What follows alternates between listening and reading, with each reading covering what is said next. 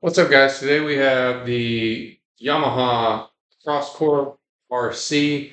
Wanted to give you the 500-mile update. I'm just under 500 miles on this bike, but I wanted to go ahead and check in because I haven't checked in on this bike or my Wabash. I'll be doing another Wabash RT video right after this one for an update on that bike. I'm a little bit over 500 miles on that one, and this one's about right at 500 miles. But anyway, let's get right to it.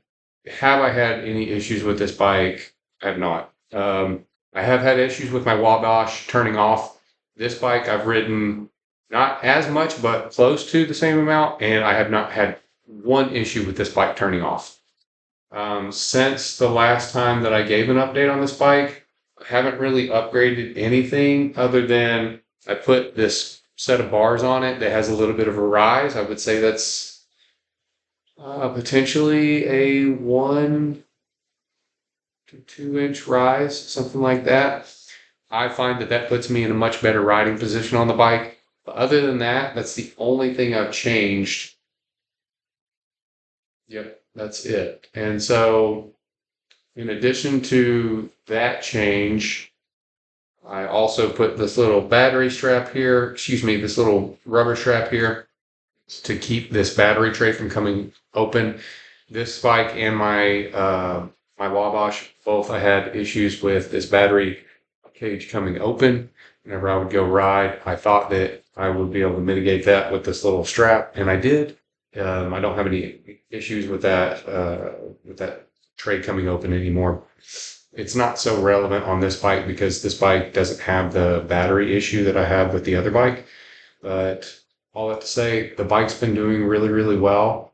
The only thing that I would say I'd like to potentially change on the bike would be these tires. The tires are not bad. They're certainly not bad, but what I'm thinking is I might go with a thinner tire, something that rolls a little easier, because when I ride this versus my Wabash, this bike just feels a little heavier. I don't keep the same cadence on this bike that I do on my Wabash, which is weird. I'm not really sure if it's the aerodynamics of it or if the riding position of it.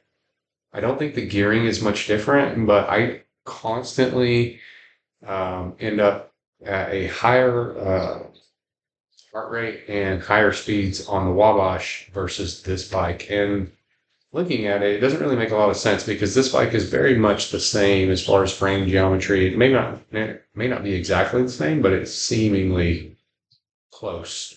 So the only thing I can chalk it up to being a difference, or the biggest difference, would be that I sit upright on this bike and maybe I'm catching more wind whenever I'm riding it, or potentially as a result of just sitting in that position, maybe I'm not able to put as much power into the pedals as I typically do on the other bike. I know this has a little bit of a different gear range than the Wabash, but I wouldn't say that that's going to be the problem. I don't think that I could just change this cassette and back and get the same riding feeling that I have on the Wabash. But anyway, other than that, I haven't had any issues or concerns. I did get my second battery in for this bike. Now I have 4 total batteries across this bike and my Wabash to be able to use.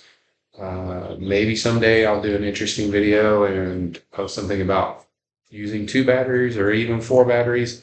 As of right now, I don't have a way to carry the additional batteries on the bikes, and to be honest, I don't see myself riding enough one day to be able to burn the battery up, even in 1 battery. So if I had to burn 4 batteries, that would have to be done over a very long trip.